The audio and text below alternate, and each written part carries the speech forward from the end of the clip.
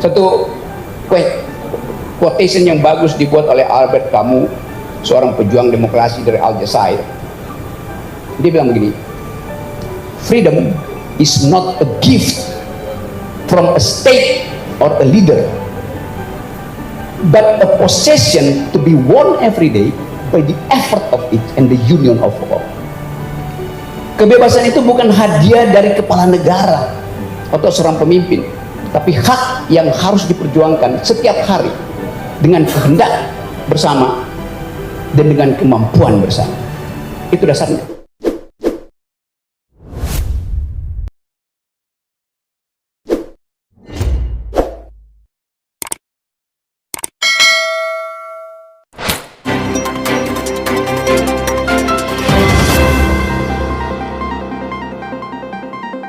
Audio Jungle.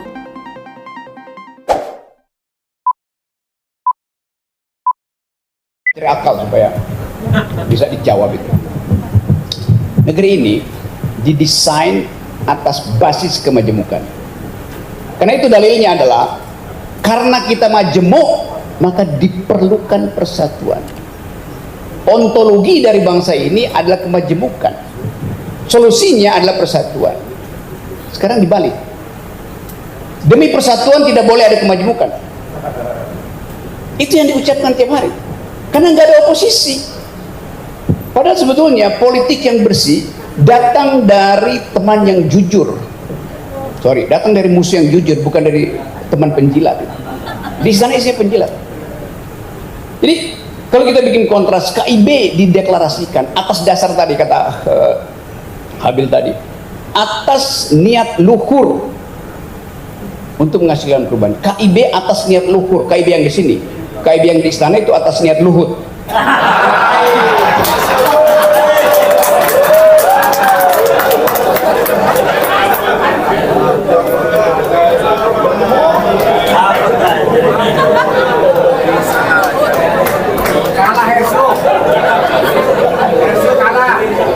Jangan diedit ucapan gue. Karena orang bilang Rocky Gerung sama Luhut bawa iya.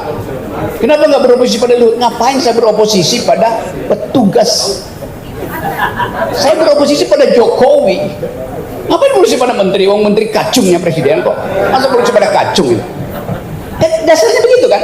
Presiden Jokowi yang bilang tidak ada keputusan kebijakan menteri, yang ada keputusan kebijakan presiden.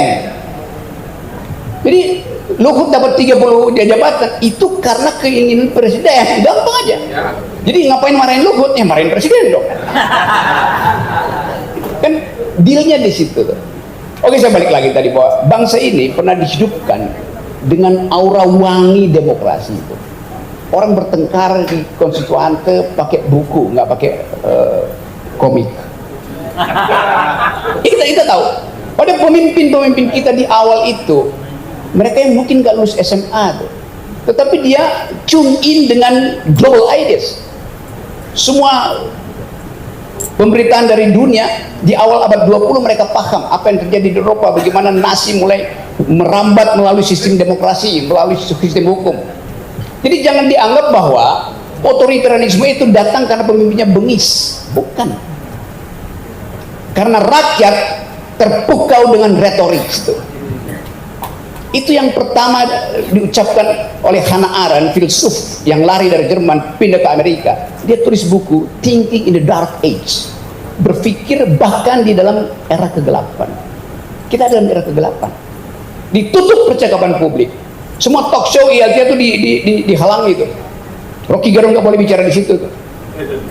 Jadi apa yang terjadi di sini? Sementara presiden bilang kita nggak melarang siapa-siapa. Oh iya, tetapi kekuasaan yang merambat perlahan melalui relasi-relasi bisnis itu menghalangi demokrasi. Nah, kita merubah itu supaya kita pastikan bahwa ada wangi baru di dalam republik ini. Wangi di sini ada wangi yang busnya samar-samar. Wangi itu disebut wangi kalau dia samar-samar. Kalau dia terang-terangan itu artinya yang pakai parfum itu norak. Dia mau bius kita dengan kalau saya bertemu dengan perempuan samar-samar wanginya ada, saya tahu dia bermutut.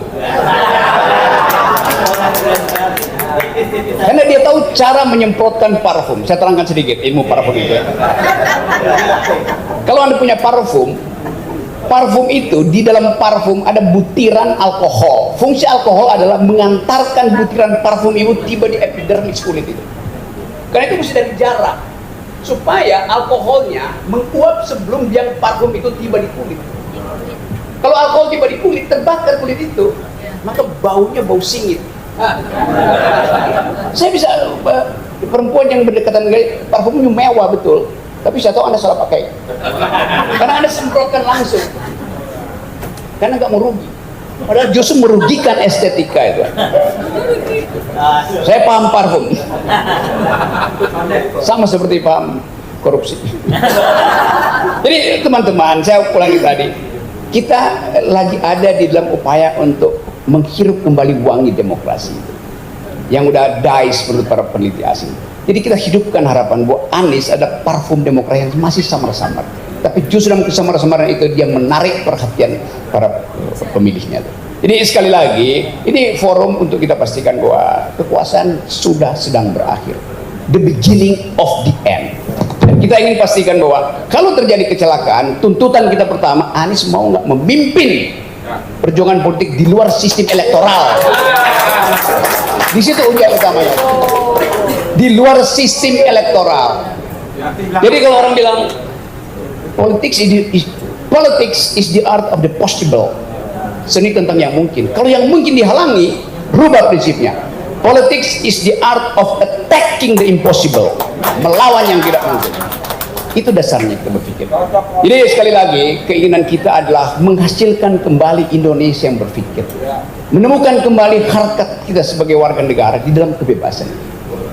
Satu quotation yang bagus dibuat oleh Albert Camus, seorang pejuang demokrasi dari Aljazair.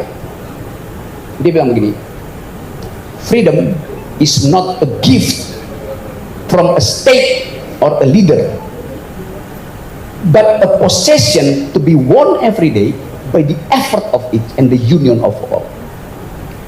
Kebebasan itu bukan hadiah dari kepala negara atau seorang pemimpin, tapi hak yang harus diperjuangkan setiap hari dengan kehendak bersama dan dengan kemampuan bersama. Itu dasarnya. Jadi kita berkumpul di sini untuk merayakan tibanya kemerdekaan, tibanya keadilan. Terima kasih.